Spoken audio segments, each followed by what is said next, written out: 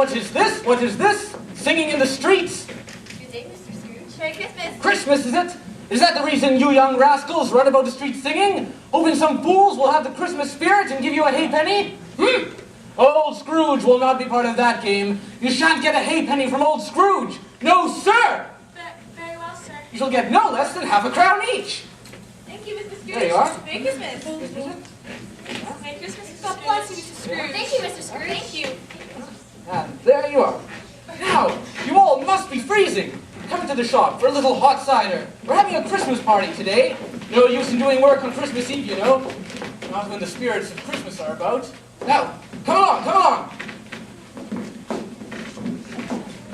Well, well, well. Jacob Marley, Merry Christmas. Merry Christmas, spirits. I am so glad you could come. Christmas past, Christmas present, and Christmas future.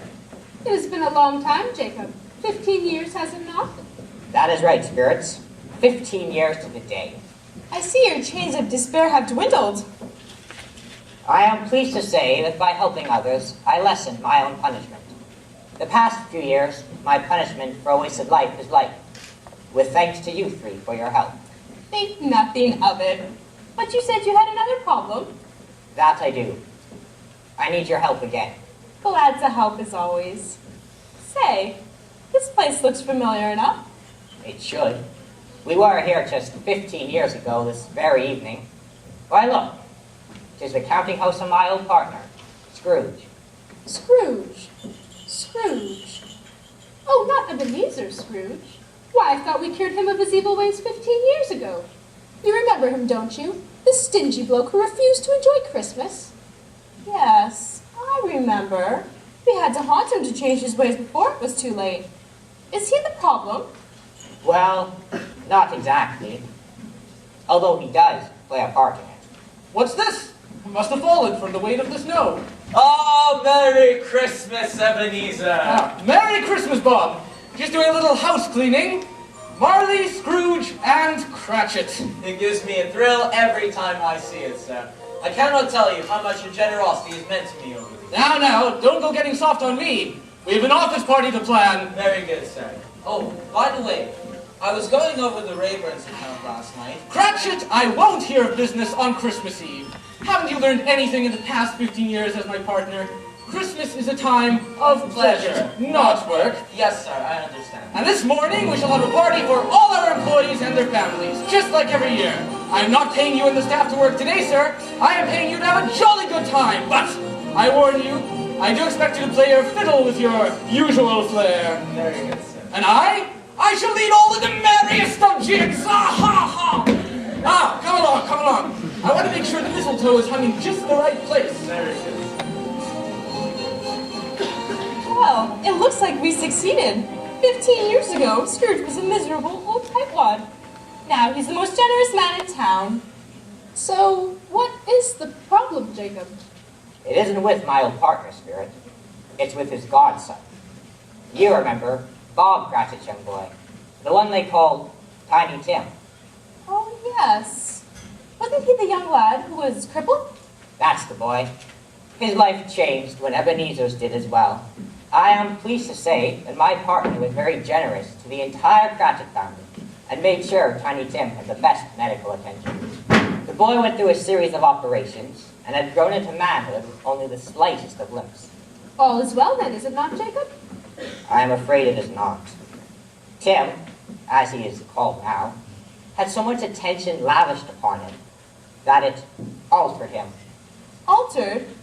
In what way? When the boy was going through his recovery period, I am afraid Scrooge spoiled him a bit too much. He gave attention and money to him and his entire family, showering him with gifts and his newfound love. As a result, Tim has developed a rather jaded view of the world. Jaded? In what way? Well, I shall let you see. The lad comes now with several of his associates. Here now, Tim. Give us a sip. Well, God bless me, everyone. Come on, Crachit, share the bottle.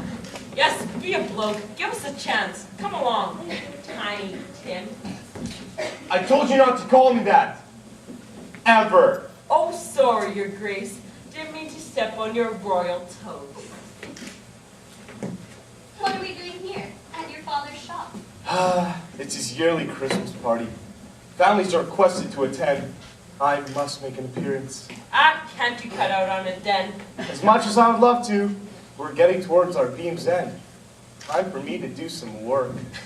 You're not thinking about doing some work now, are you, Crachit? And why not? Because you haven't done a lick of work in all your born days, that's why. Aha! But that's where you are wrong. After all, don't I always have everything I need? Money for ale? The nicest clothes this side of Savile Row? Beautiful women longing for my embrace? Well, 2 out of 3. Well, how do you think I manage all that? By going to dear old Mr. Scrooge and walking with just the slightest tremor, look forlorn at him and say, "Bless you, Mr. Scrooge, for being so kind to my family and me." And that's worth about £5 right there. Believe you me, and act like that is real work. You mean the old goat just gives you whatever you want? I can play upon his guilt like a troubadour upon a mandolin. Ever since his miracle, the old geezer is the most generous man in town. And he is extra generous to me, his beloved crippled godson, adopted though I may be. Miracle? What miracle? You never heard of old Scrooge's miracle? Oh, you're in for a treat. Well, now about 15 years ago, Scrooge claims he had some sort of dream or nightmare. He claims 3 spirits visited him from beyond and showed him the error of his ways. He says they told him to be kind and generous and to help the poor old Crachit family out, especially dear little crippled Tiny Tim.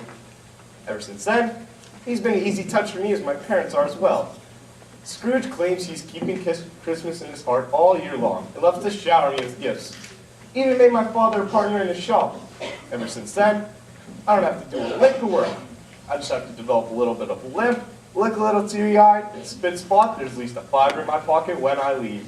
Easiest living a gentleman's ever known. Even his blooming parents give in to him. Think they can make up for all the lost years. And everyone is an especially easy touch at Christmas. Ah, my favorite time of the year, when everyone believes the old chestnut about being better to give than receive. Well, I'm here to tell you, I'm ready to receive and receive and receive. Look lively now. I have to put in an appearance. Play upon dear Uncle Scrooge's heartstrings and pick up the loot. Meet me at the Bull and Finch at 5:30, and we'll visit our own Christmas spirits. What if the old goat wants to see you tonight? It is Christmas Eve. I'll get out of it. I always do. I just tell him my leg is hurting, and he buys it. See if you can get the old goat to buy us a new carriage.